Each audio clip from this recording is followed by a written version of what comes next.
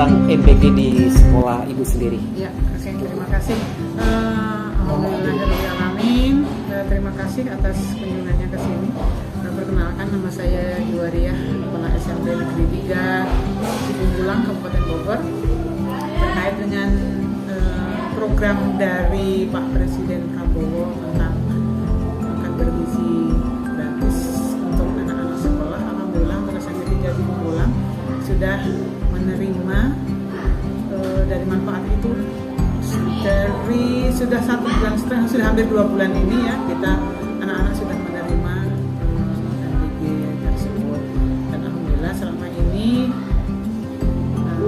MBG bisa berjalan dengan baik, walaupun kadang-kadang ada sih telatnya gitu ya, mungkin karena memasaknya terlalu banyak, jadi kadang-kadang ada kendala, akhirnya datang ke sekolah itu sudah kesiangan, walaupun tidak sampai mubazir, enggak gitu ya.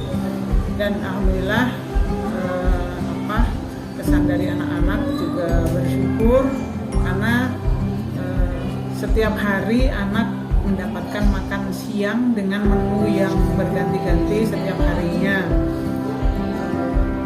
Kalau saya tanya, memang kalau ditanya masalah kenyang atau tidak, ya banyak anak-anak yang menanggapinya nggak kenyang karena porsinya untuk ukuran anak SMP itu masih kurang, karena kan maklumnya namanya anak SMP itu kan sedang-sedangnya bertumbuh, jadi mungkin untuk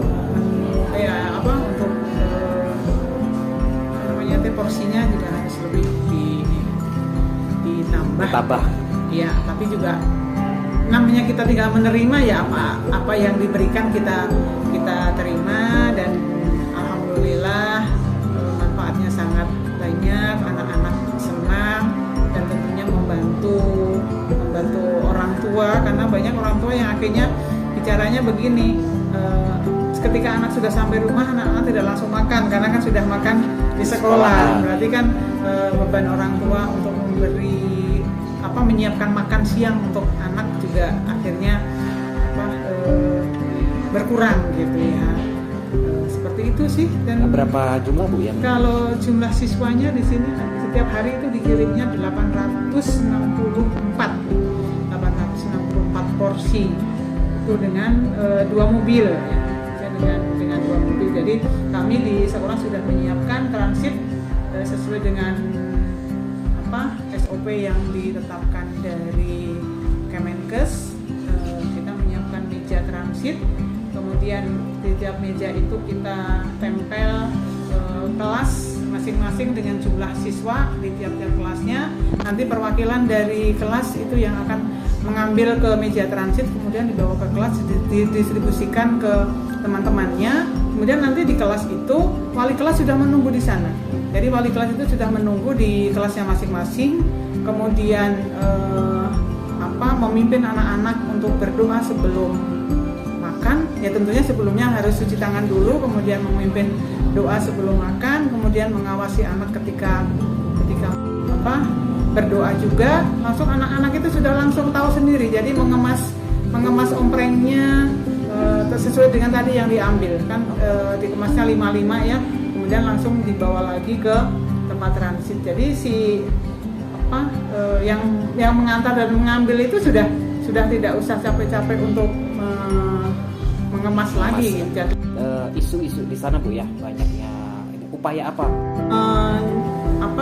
memfasilitasi anak-anak. Jadi kan ketika datang kan langsung ke transit, kemudian si pengirim kan hanya langsung nyimpen di meja saja, tapi belum diposkan ke tiap-tiap kelas. Jadi tim saya itu yang nanti membagi ke setiap pos kelas sesuai dengan jumlah siswa yang ada di kelas itu.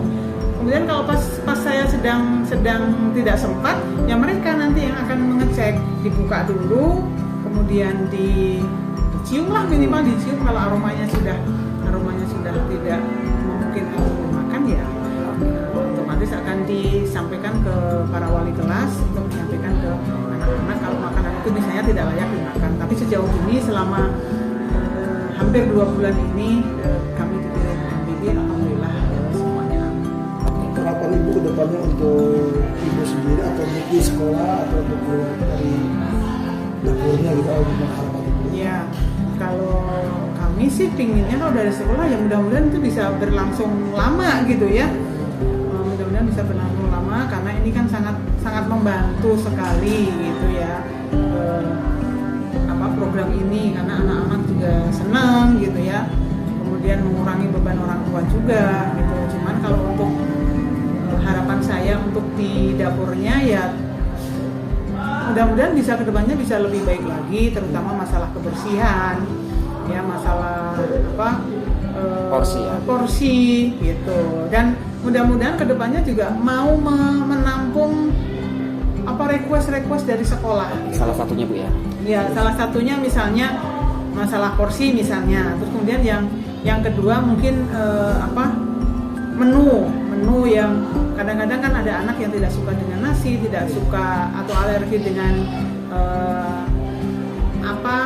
makanan-makanan yang lain, terutama ayam itu kan hampir setiap hari telur ayam kan anak-anak juga mungkin jenuh gitu ya, bosen gitu. Jadi mudah-mudahan itu variasinya itu lebih diperhatikan lagi. Dan saya inginnya kan itu ada sayuran juga. Kenapa kok sayuran yang dimasak itu tidak mengambil dari sayuran yang dihasilkan oleh kampung ini? Kan kampung ini kan kampung sayuran. Betul. Kenapa kok tidak mengambil dari kampung ini? Ya misalnya bayam, kangkung gitu kan. Di sini itu kan tempatnya. Tapi kenapa tidak memberdayakan hasil pertanian lokal dari kampung ini? Jadi kan kalau misalnya seperti itu kan bisa meningkatkan UMKM di kampung ini. Betul.